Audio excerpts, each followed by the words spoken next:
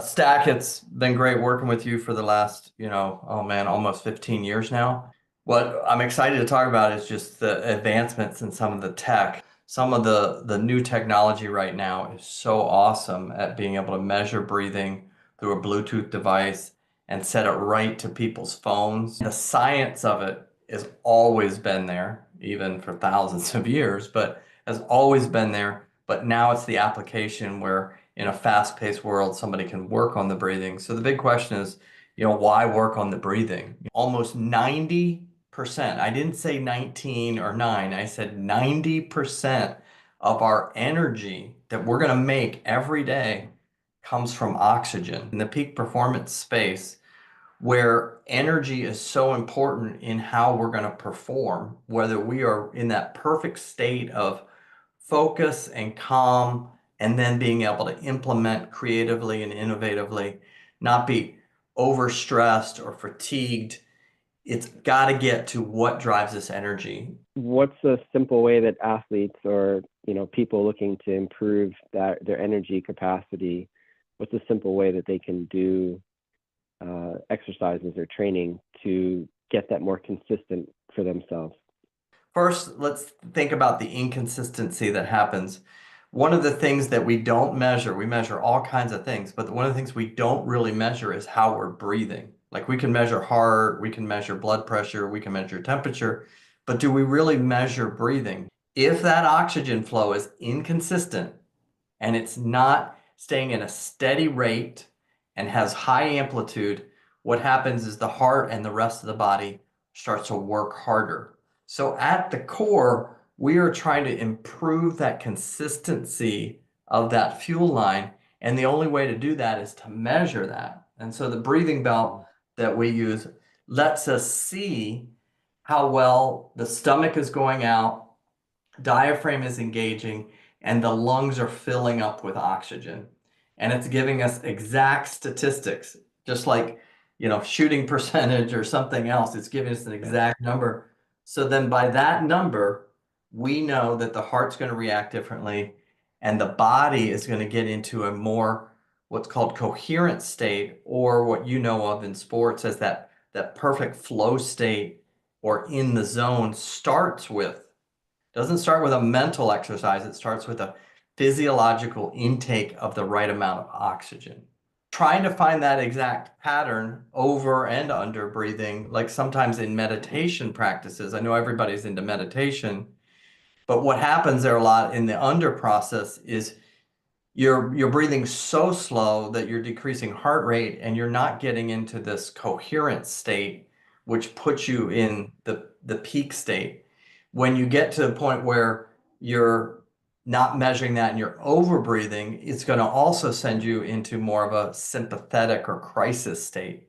So this is very crucial that you become disciplined. If you want to be an elite at whatever you do, it all starts with this energy maker, which is oxygen. And it can't be over, it can't be under, it needs to be in this perfect state of consistency. That is a discipline you learn first. And then over time, we implement that into our game or before we're going to take the ice. Whatever we're going to do, we're going to get my body prepped to engage by starting with the most important thing, which is oxygen. See, the inverse of this is how do we work with these people in life and death situations? Most athletes aren't in that, but we do work with people in special forces that are in life and death. And instead of letting their system run wild, they're able to keep it under control. And how are they able to do that? Because they're controlling the oxygen. The way that we like to see the breathing is in through the nose, okay? Because you have this unbelievable filter system that's able to filter all the stuff in the environment out. It's just amazing how you're created. And so if I use that filter system through the nose, I can clean a lot of the air out, and I can also change the temperature of it a little bit so that when it hits the lungs, it's maybe not as harsh, so that it's a little bit easier. So if your nasal pathways are clear, breathing through your nose and then breathing out through your mouth. I don't mind if you breathe out through your nose, but I like that out through the mouth Mhm. because that becomes almost an auditory signal for me is I'm now in that calm phase. So if I'm going to engage in some type of action, it's going to happen on the in through the nose, out through the mouth. Yeah, and the good thing about the app I find is you guys have created this pacer that allows people to be able to follow something, to not have to count, like the traditional however many seconds in, however many seconds out. The pacer allows them to just kind of follow something more for, I would say, biofeedback or an extrinsic processes. And maybe it's worth touching on what the app does or what the belt, how the app and the belt work together. Sure. So like, what's the practical implications? Talked about the science of it, but like, how do I do this? Okay.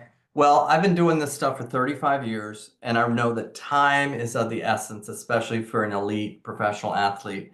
And so we've created something that's 8 minutes or less. Okay. And that can become a discipline that you're doing. I have coaches, players, executives that are able to commit to these 8 minutes. And so what they're doing is you're taking your breathing belt, which is all Bluetooth. You can just throw it in your bag, very easy, very durable. You're putting the belt on, and then you're opening the Inner Armor app on your phone or on an iPad, um, or an iMac, but you're opening it up, and now I'm going to do my 8 minute exercise. And what's going to pop up is this pacer first to show you, okay, belly out, belly in. And that's not just subjective. I'm measuring that. Are you following the pacer? Then those first exercises, when you're able to maintain that for the 3.5 minutes sitting and 3.5 minutes standing, you're going to get a star, and that star means you've accomplished holding that rhythm for that 3.5 minutes sitting and standing. Then the second phase is now we're going to say, okay, you have the rate down, but now we got to create the consistency. The breath needs to stay the same because I'm trying to keep the heart calm under pressure. So now we're going to add another variable, make it a little bit harder. And as long as we're breathing the same rate plus consistent, then I'm going to get a star. And then I'm going to move to the next level. And now what we're going to do is you're going to be able to watch anything on your phone, listen to any music, do whatever you want to on your phone, but it will only play, you will only hear the sound when your breathing is correct. So now we're getting a little bit closer to life because there's a distraction that I have to now mentally keep the pacer in my mind. And I have to hit certain marks to get the star. And then finally, we do what's in biofeedback world out of the chair. This is real life for you, where you have the belt on. We're measuring what your breathing's doing for 5 minutes while you're doing anything. And after 5 minutes, you're able to see, am I able to maintain my rate and consistency? And that helps us transfer from initially just you watching the pacer to now when I'm out on the ice, when I'm out doing life, am I able to maintain that and do that like I should so that I can control the nervous system?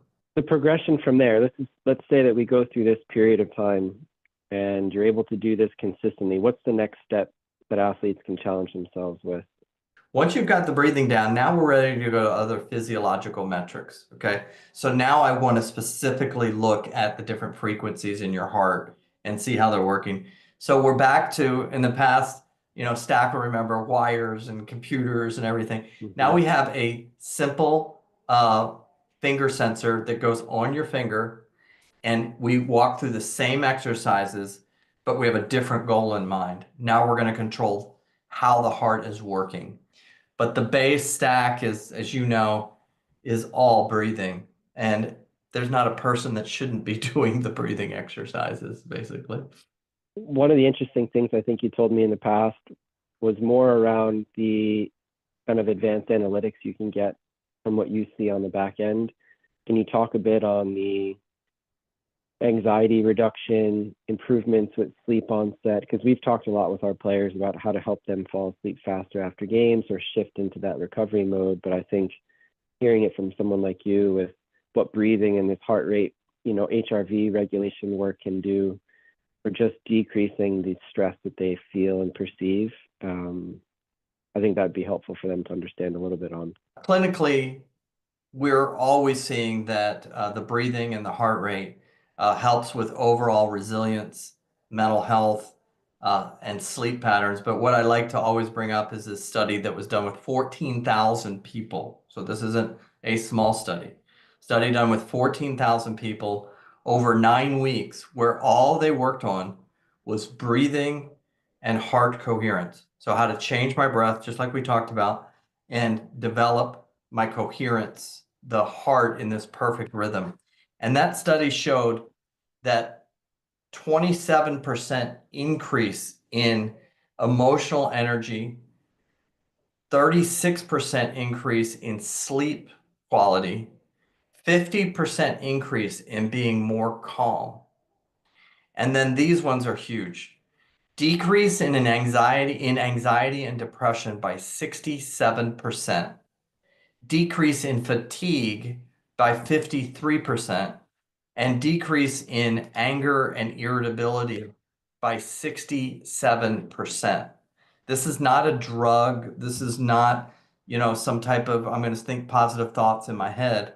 This is working with your body by fueling it in a way that it becomes more resilient to the environment. And it makes sense if we understand that 90% of our energy comes from oxygen. So if I'm controlling it, it starts to impact all these downstream things that I've been trying to work on, like my energy and my sleep and my focus and my emotions. Those all improve with that. And we've seen that clinically at university counseling centers, where we're decreasing the number of sessions people need in the counseling centers by 50%, that people are actually not having to go into counseling because they're managing their anxiety and depression better. And that's not what this is about, but we're emotional creatures no matter who we are, right? And us being able to have emotional resilience in life is super important. And this lays the groundwork for that.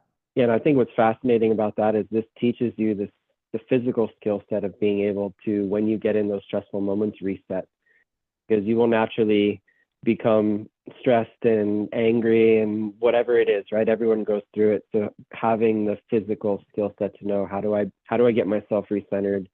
How do I have that physical competency to be able to shift my nervous system pretty quickly? I think that's the most fascinating thing I've learned over the years, that when you hear those numbers, it complements everything that others are trying to do on the mental health side and the physical preparation. So that's awesome. Yeah, no, it's an easy device to use too. That's the best part about it. Like you talked about the days in the past of all the computers and the wires, like it's so simple. It's just a Bluetooth belt and a phone. So no, it's great. Thanks, Doc. Thanks for all this. Yeah, it's always good to see you, man. Awesome. Yeah, same. Yeah. Have a good one, okay?